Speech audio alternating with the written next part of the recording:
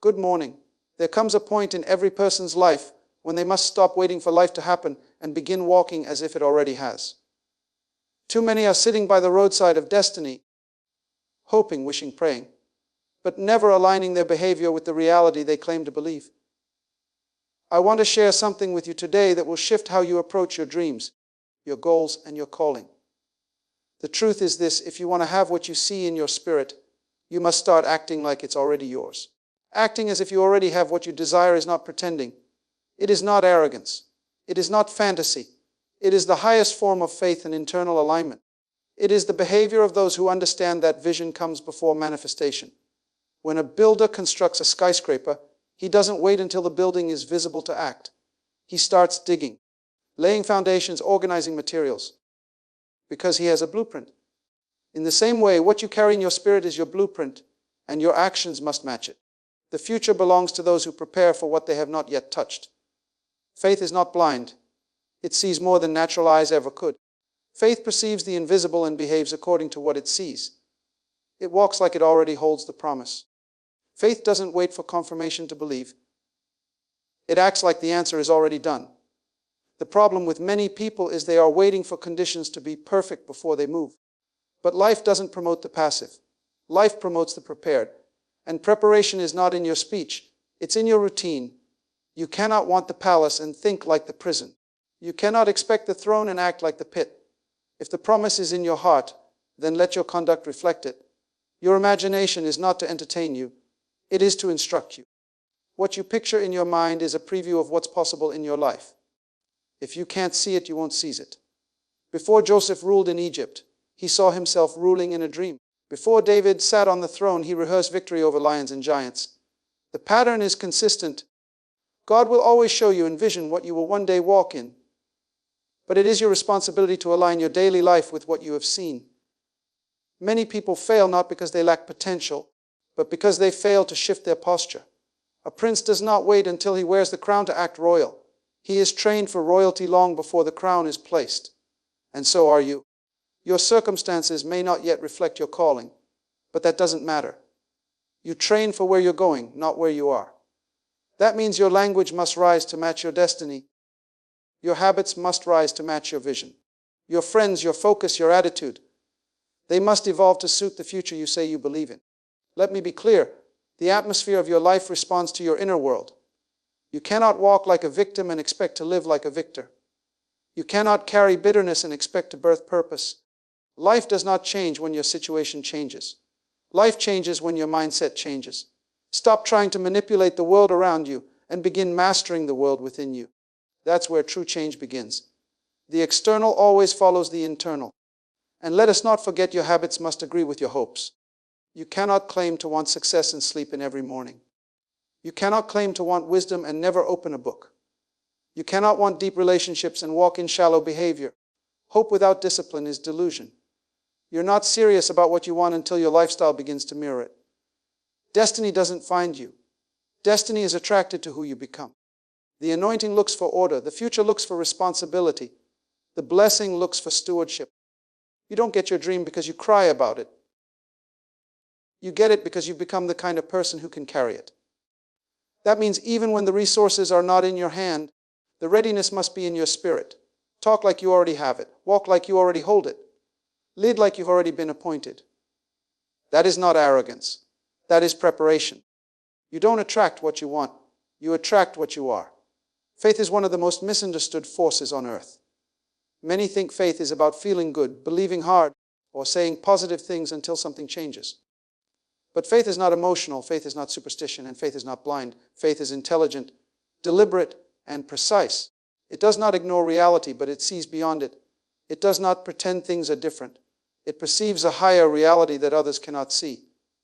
True faith is not acting in ignorance, it is walking with insight. Faith is the ability to perceive the invisible with such clarity that you begin to move as if it is already visible. You don't need to see it with your eyes to know it's coming. You see it with your spirit. You are convinced not by evidence in the natural, but by a deeper knowing that what has been spoken in eternity is already established in time. Faith is not guessing, it is certainty. It is a quiet conviction that what is unseen is more real than what is seen. The person who walks by faith does not wait for external validation. They don't ask the crowd to approve their steps. They don't consult opinions before they obey. Faith moves first. It obeys when there is no proof. It builds when there is no rain. It speaks when there is no audience. Faith doesn't wait for applause. It waits on instruction. And once it receives that instruction, it obeys without hesitation. You see, faith is not just belief. It is behavior. And if your behavior hasn't changed, your belief hasn't matured. Faith is not something you talk about. It's something you walk out. If you say you have faith but remain stuck, silent, passive, or afraid, you don't yet understand faith. Because real faith moves. Real faith prepares. Real faith gets up early and practices like the door will open today. Real faith organizes the business plan before the funding arrives. Real faith cleans the guest room before the baby is born. Real faith walks around Jericho even when the walls haven't moved. It acts on what it has seen, not on what is being said around it. The greatest men and women of destiny were those who saw something invisible and began to structure their lives around it. They walked in obedience long before anyone could understand what they were doing. That's why people of faith often look strange to others. They look foolish because they're acting on a reality no one else can see. Noah looked foolish until it rained. Abraham looked foolish until the baby cried. Joshua looked foolish until the wall fell. Peter looked foolish until he walked on water.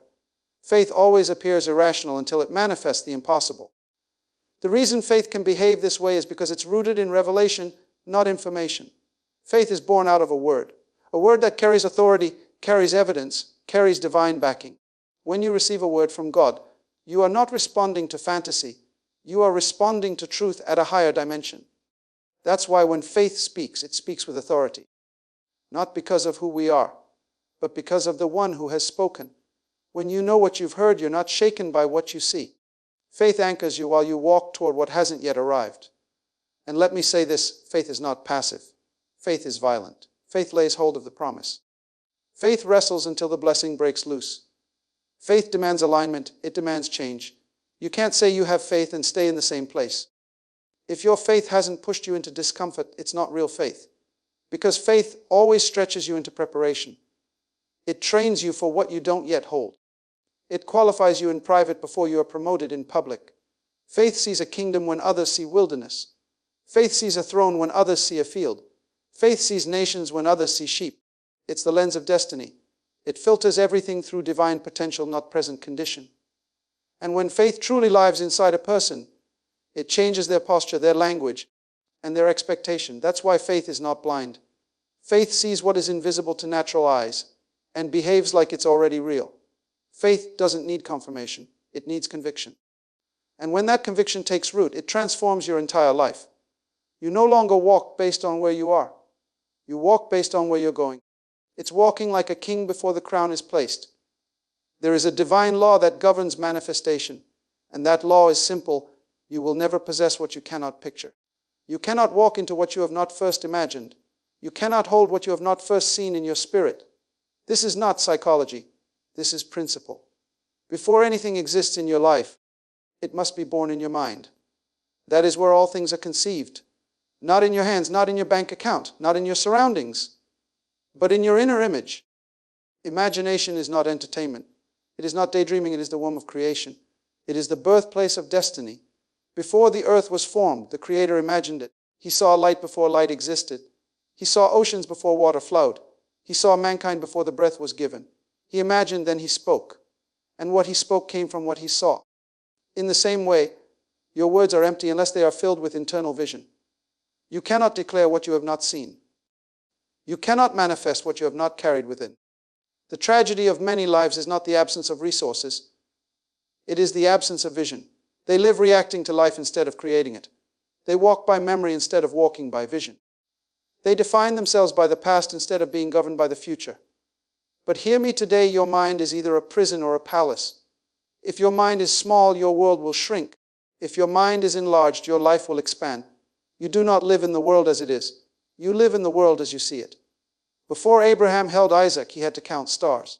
Before the Israelites possessed Canaan, they had to spy the land. Before Joseph ruled Egypt, he had to dream. Everything begins with a picture. And the clearer the picture, the stronger the pursuit. A man without vision is easily distracted. A woman without vision settles for what is beneath her destiny. Vision doesn't just show you where you're going, it builds your appetite for it. And when your appetite is strong, mediocrity becomes intolerable. You cannot walk in greatness while seeing yourself as average. You cannot build a palace while thinking like a tenant. You cannot lead nations while behaving like a servant. As a man thinks in his heart, so is he. Not as a man wishes, as a man thinks. That means your life is shaped not by circumstances, but by mental images. The picture you carry becomes the pattern you follow, and the pattern you follow becomes the result you produce. But vision is not automatic. It must be cultivated. It must be guarded. It must be enlarged. Your imagination is under constant attack. Life, culture, fear, and failure will all try to shrink what you see. That is why you must fight to protect your mental image. If you let the enemy steal your picture, he doesn't need to take your money. If he can blind you, he can bind you. And many are living beneath their inheritance not because of demons, but because of broken vision. To change your life, you must change your image. Begin to see what God sees. Begin to speak what you want, not what you fear. Begin to dream again, even if the first dream broke your heart. Vision will heal what history broke. Vision will renew what failure tried to destroy. You may have come from a place of lack, but you are not lack. You may have experienced rejection, but you are not rejection. You may have been overlooked, but you are not invisible. Begin to picture yourself in the future you were born for, and let that picture correct your posture. And once you see it, act like it. Prepare for it. Structure your life around it. If you see yourself as a leader, speak with wisdom. If you see yourself as a business owner, manage your resources with integrity. If you see yourself as a healer, begin to study and grow. Don't wait for the vision to come alive in the physical. Let it come alive in your conduct. Because when your behavior agrees with your imagination, manifestation is inevitable. You will never rise above the level of your vision. And you will never possess what you cannot picture. Your behavior must agree with the vision you carry. Your life will never rise higher than your mindset. You can change jobs, change cities, change relationships. But until you change your internal environment, your external world will always revert back to what your mind accommodates. This is a truth that many ignore, but it governs the outcomes of life. Your surroundings are shaped not first by your hands, but by your head. If your inner world is chaotic, your outer world will follow. If your mind is small, your world will shrink. But if your spirit is expansive, the limitations around you begin to break. Everything you experience begins in your thought life. The most powerful tool God gave you is not your hands or your mouth, it's your mind. Because your mind is the factory of your future. It is the womb of your reality. What you meditate on becomes your message. What you rehearse becomes your reality. If you are always thinking like a victim, you will always attract victimization. If you see yourself as powerless, life will mirror that powerlessness. But if you begin to govern your thoughts will begin to govern your life. This is why transformation does not begin with things. It begins with thinking. You do not change your life by collecting more. You change your life by becoming more. When you enlarge your thinking, you expand your life. When you renew your mind, you release new possibilities. Many people pray for open doors, but walk around with closed minds.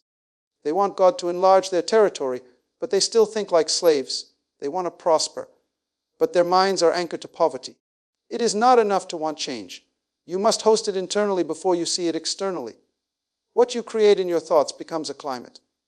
That climate becomes an atmosphere. That atmosphere becomes a culture. And that culture becomes your results. You cannot carry an atmosphere of fear and expect to walk in boldness. You cannot speak defeat all day and expect to attract victory. You cannot think small and live large. Life is not responding to your wish list. It is responding to your inner climate. Your internal environment is your responsibility. No one can change it for you. It must be cultivated daily through discipline, vision, and self-governance. You must train your mind to see light in darkness. You must discipline your thoughts to align with truth, not trends. You must intentionally rehearse what you believe, not what you fear.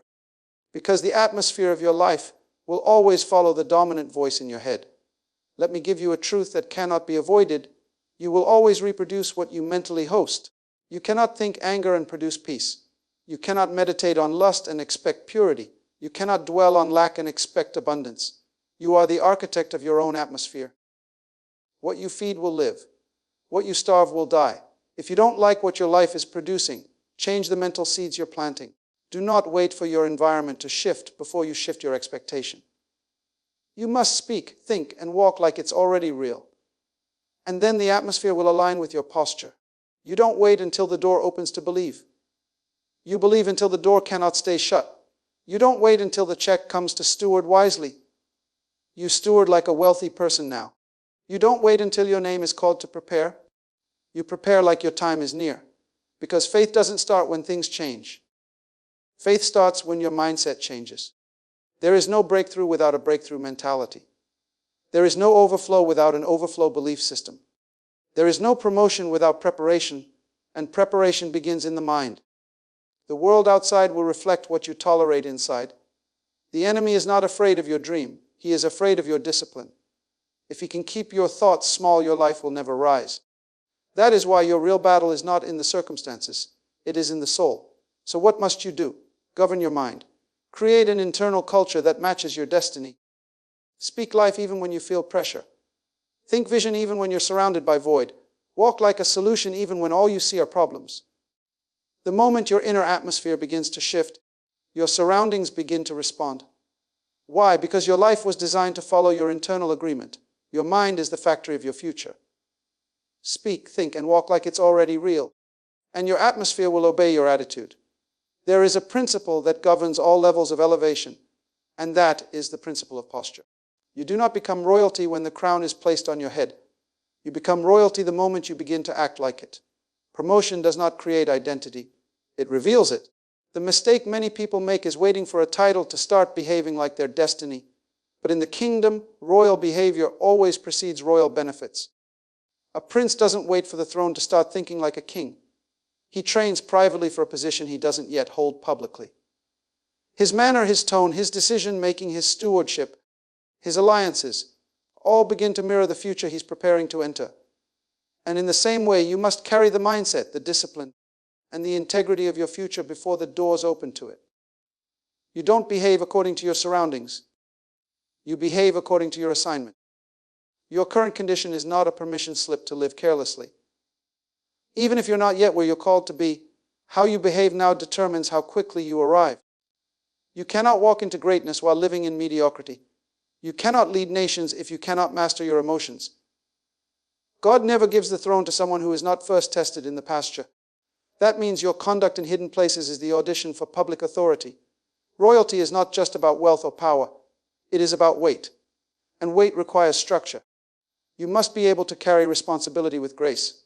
You must be able to hold influence without arrogance. You must be able to handle access without compromising values.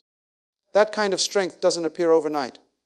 It is formed in secret places through habits, pressure, and self-discipline.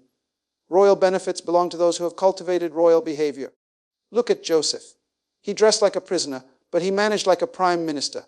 Before Pharaoh called his name, Joseph had already practiced leadership in the dungeon. He interpreted dreams with excellence. He managed resources with integrity. He did not let bitterness destroy his clarity. And when the time came, he was ready, not because he changed in the moment, but because he had been ready long before the moment arrived. The crown doesn't make you ready. It only proves whether you already were. That is why the process is necessary, because the process purifies. The process is not a delay, it is development. You're not being overlooked, you're being prepared. And while others wait to be seen, you must be sharpening your sword in silence. Why? Because when the opportunity comes, there will be no time to prepare, only time to perform. Some are waiting for a platform to become disciplined, waiting for applause to become focused, waiting for money to become generous. But that's not how the kingdom works. The benefits of royalty do not flow to the untrained. God does not reward potential. He rewards preparation. Heaven does not respond to hype. It responds to order. So if you desire the benefits of a royal future, start walking like royalty now. You must align your language, your habits, and your thinking with the weight of your future. Speak with purpose. Carry yourself with excellence. Handle small tasks like they are sacred. Don't cut corners in silence and expect favor in public. Destiny is not looking for talent. It's looking for trustworthiness. Hope is powerful. It inspires the soul, lifts the heart, and points the mind toward the future. But hope by itself is not enough. Hope is a blueprint. It's the picture of what could be. But pictures without process are fantasies. Dreams without discipline are delays in disguise.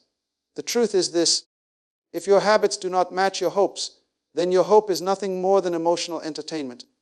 You cannot desire greatness and train like the average. You cannot pray for increase and live in disorder. You cannot declare abundance while practicing poor stewardship. That's not faith. That's contradiction. You cannot plant seeds of laziness and expect a harvest of success. Life doesn't respond to what you wish for. It responds to what you work for. Your destiny is not determined by your declarations alone. It is shaped by your daily decisions. We live in a generation that loves to talk about goals, vision boards, and elevation, but few are willing to adjust their habits to match their confession. But the universe, life, and heaven itself are governed by principle, not preference. God does not bless desire. He blesses diligence. Your routine is the evidence of your expectation. If you believe something grave is coming, your life should already be in alignment with it. If you're not moving, preparing, and sacrificing, you're not expecting, because real expectation always creates structure. Hope is not passive. Hope is aggressive. Hope builds. Hope trains. Hope wakes up early. Hope says no to distractions. If you are truly full of hope, your habits will become holy. Why? Because anything connected to your future must be treated with focus. You cannot hope to lead and neglect wisdom. You cannot hope to be trusted and ignore discipline. You cannot hope to rise and still entertain habits that are dragging you down. Excellence is never accidental. Favor doesn't rest on the lazy. Breakthrough doesn't visit the unprepared. The people we admire for their success were not simply lucky. They were structured. They showed up when others were sleeping. They studied when others were distracted. They guarded their time. They trained their mind. They respected their future enough to act like it was already on the way. They didn't wait to feel motivated. They were led by vision, not emotion. And make no mistake, your habits are always prophesying your future. If you want to know where you're headed, don't look at your goals. Look at your routine. Because what you do daily is louder than what you say occasionally. A man becomes what he consistently does, not what he occasionally desires. Repetition becomes identity. And identity always drives outcome. That means your future is not waiting on inspiration. It's waiting on implementation. You cannot outdream your discipline. Many people have high hopes and low habits, and they live frustrated because the life they want keeps rejecting the lifestyle they refuse to leave. But destiny is not emotional. It is selective. It cannot land on clutter. It cannot partner with sloppiness. The life you are praying for is already reserved for you, but it demands a certain version of you to access it. This is why your habits must be upgraded before your life can be elevated. If you're asking for more, are you managing what you have? If you want greater impact, are you developing greater insight? If you want wealth, do you budget? If you want influence, do you study character? Hope is not just what you feel. It is what you are willing to become. Your daily discipline is your declaration to the heavens that you are ready. Every time you choose consistency over comfort, you are saying, I am preparing for what I prayed for. Every time you say no to distraction, you are saying, I honor my future more than my feelings. And when heaven sees that, doors begin to open, not because of luck, but because of alignment. So yes, have high hopes, dream big, speak boldly. But after you speak, build. After you dream, discipline. After you envision, execute. Because there is no crown for the undisciplined. There is no elevation without alignment. And there is no glory without grind. Your daily routine must mirror the life you expect. Everything in life responds to alignment. The doors you are waiting for are not waiting on time. They are waiting on your transformation. You don't attract what you wish for. You attract what you prepare for. The future does not bow to potential. It bows to posture. You must begin to live, think, walk, and act as if what you see in your spirit is already standing in your life. Because faith is not fantasy. It is accuracy without physical evidence. It sees the invisible, agrees with it, and behaves like it's inevitable. God will never give you what you refuse to become. If He gave it before you were ready, it would destroy you. So before He gives you the promise, He watches your pattern. He studies your decisions. He measures your stewardship.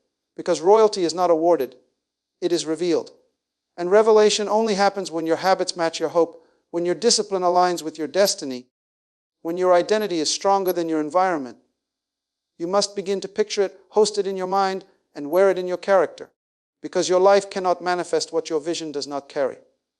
The crown is not placed on children. It rests on those who have been trained in private, proven in process, and consistent in principle. And that training starts now. not after the money, not after the opportunity. Now, in obscurity, in discipline, in decision. Do not wait for the palace to behave like a king. Do not wait for the audience to speak like a leader. Do not wait for applause to walk in excellence. Act like it. Think like it. Structure your life around it. Dress your mind for where you're going, not where you've been. Because when your vision becomes your standard and your habits reflect your identity, heaven will confirm what earth tried to ignore. You were never created to chase your future. You were created to embody it. So rise, align, govern yourself like royalty. Because your future is not delayed. It is waiting for you to agree with it.